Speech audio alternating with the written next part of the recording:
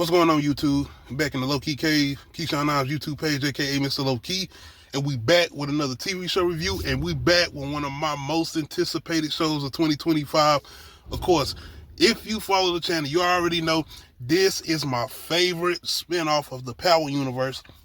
Power Book 3, Raising Kanan, Season 4, Episode 1, Gangsters Don't Die.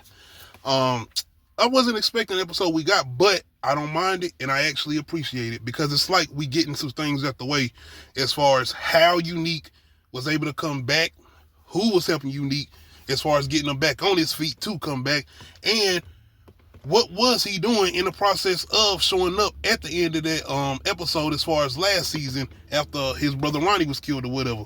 Because when he shows up, like, bro, look like he got himself somewhere together. And last time we seen him being rolled down the hill, it was like, okay, somebody had to help him. He had to go through some type of process to get to that point. And we do get that in this episode, which is pretty much a flashback of pretty much events and what Unique was doing leading up until Kanan killing Ronnie. And of course, Rock killing I'm about to say Henry. Rock killing my boy Omar Epps' character. Goddamn, what's his name? Damn, I couldn't even think of his name. But anyway, man, outside of getting this flashback scene and we getting to see the guy, and I don't know if this is Unique's cousin or just somebody from, I don't know, but either way, old buddy trying to get paid, and he doing whatever he can to make sure Unique ass stay alive long enough to make sure he get his money. So I know the dude too. I think he on Saturday Night Live, and he was in one of my favorite movies. Never mind. Anyway, this is a good episode because once again, it's going into the character development and the character building that I have embraced and really enjoyed about what they're doing with Power Book 3 as far as Raising Kanan. And once again, we are talking about two of the most vicious, evil, diabolical people in the Power universe as far as Kanan and Jukebox. And Jukebox, if anything, way more evil than Kanan. You got to remember, Kanan was going to throw a little girl out the window as far as your boy Dre's daughter. You all remember that? He killed the old lady and took over his old apartment or Bree's old apartment or whatever fuck apartment it was. We got to remember that stuff. I mean, sometimes people like to be like Kanan, kind of anti-hero. No, that nigga was evil, bro, diabolical. And Jukebox was willing to kill any and everybody to not only keep her position and just maintain what she was doing, but just let you know she didn't give a fuck and just how crazy and unhinged Jukebox was. So that's the thing I'm saying as far as what they're doing and the slow development and the slow process and just showing you and planting those seeds of why Kanan and Jukebox became who they became, man. So this episode is another good episode of showing that and showing what they're going through. In particular, I would more so say Kanan, because once again, we're seeing his turmoil with his mother. And this is all before we even get to the whole situation with her killing his pops as far as Omar Epps. So this definitely, as far as her doing that, going to add the extra fuel to him acting the way he's acting with her. And once again, I'm going to go ahead and get this theory and prediction out of the way. I've been saying this, and I think if you are like I am and you think like I am and you know who Kanan is and you remember those lines, especially the stuff he used to say to Tariq as far as you ain't no real killer until you kill somebody you love, I think he killed Rock. I think he does end up killing Rock. Or he ends up putting her in a situation where she goes to jail. It's one or the other. But either way, we all know that something is very tragic going to happen. It's not going to be good. It's going to be very, very bad. We just know when it all said and done, it's going to be very, very bad because of who these two individuals become as far as Kanan and Jukebox. But yeah, this episode, it's a flashback episode, and it's showing all the events leading up to the situation and the exchange between Ronnie and Kanan and Rock and Omar Epps and them, as far as them coming to try to save Kanan because they thought he was kidnapped by Ronnie or whatever. So outside of that, we're just showing, like I said, Unique and him trying to heal up, and we because I was always saying, why was he going to be going after Rock now? Because it's like he know Ronnie the one who did what he did. So what was going to be his beef with Rock? And I said my theory was that he was going to be upset about her coming in and taking over the business that he had built up, being that she said she had quit. And I was pretty much on par with that. But you also see everything that's lined up with that as far as him, because now we are seeing his point of view, because we thought he was dead too, as far as the audience. This is everything he's been doing while we thought he was gone. So we get to see him pretty much going through the process of seeing what was going on, as far as seeing Kanan working with Ronnie, and now he's putting those dots together and thinking like, oh, so maybe Rock did have Ronnie take me out so she could come back and take over the business that I built up. Then he started going into Rock history as far as the situation he had with DEFCON and somebody else named High Point. I think that's the name he said.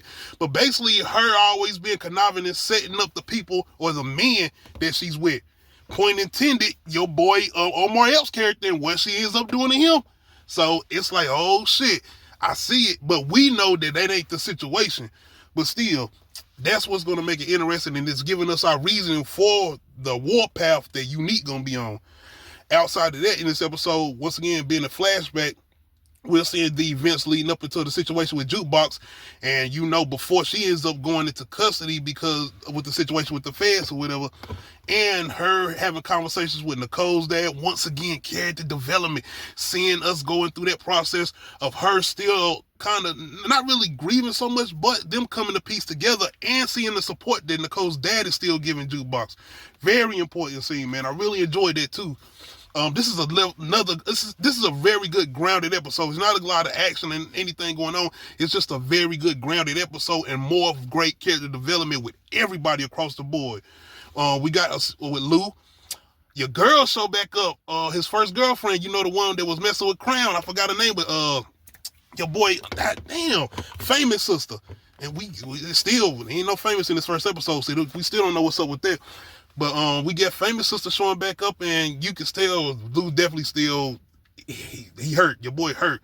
But at the same time, he was standing on business like, yo, you can just stay away, yo. You don't need you coming around. And he already got his own shit going on in the demons that he's battling right now. And outside of that, as far as Rock, yo, crazy situation with Rock. Spoilers. Coming to find out that she was pregnant by Unique. And she does end up getting an abortion. Like, damn. But it's really the conversation that she has with, I think it's a counselor, somebody that's trying to go through her process after she done did what she did. And just the way that she talks to this woman and lets her know, like, man, I'm not going to be here crying like this shit happens. This just showing you that coldness and just that hardness from Rock. Even with dealing with Kanan, she's like, nigga, you ain't got to love me. I'm still going to love you. It is what it is. You still my son. Like, it's just showing like, hey, I'm going to do what I'm going to do. Y'all can love me, hate, it is what it is. I'm not going to be sitting around depressed. I'm not going to be sitting around worrying about if you are going to talk to me or not, but it is what it is. And even going through that process of her dealing with the situation with the abortion. And I'm telling you, this is where I know Jukebox get a lot of her coldness from as far as Rock. I probably done said this before in the older interviews because I've been done all the reviews from season 1 to now as far as Raising Kanan.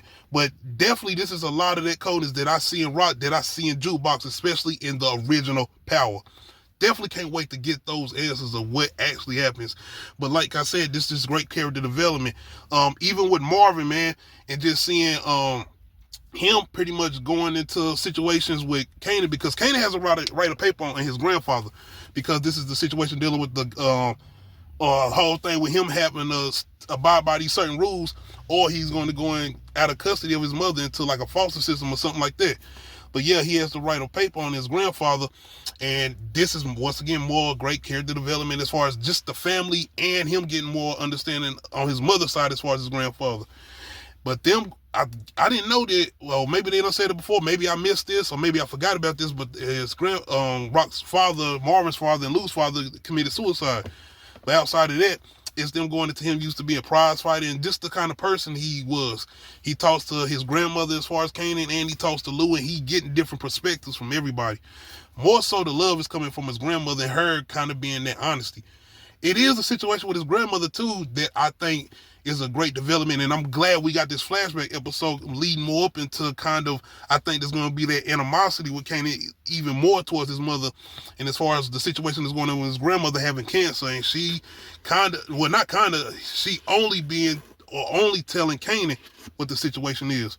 So once again, man, this was just a good episode as far as showing the family and everything that they was going to leading up into those events and things we didn't see that we thought we knew what was going on. Shout out to the narration by 50 Cent too, man. Still coming in stellar with that.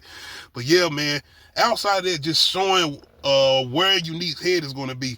And even old buddy taking him to the doctor, and the doctor trying to explain that Unique gonna be a totally different person. And I don't know if they hinting that Unique gonna be Breeze. People been saying Unique is Breeze. I'm telling you, Unique is Breeze. I still don't think Unique is Breeze. And outside of him kind of being on his warpath, he still kind of seems like the same Unique. But I guess we're gonna see, man. But outside of that, y'all let me know how y'all feeling about this episode, man. I hope I didn't forget about anything, but I'm definitely excited about what we about to get as far as everything that's coming up. Make sure you hit that like button, make sure you hit that subscribe button, and make sure you hit that notification bell, let you know I upload new videos. Other than that, we out.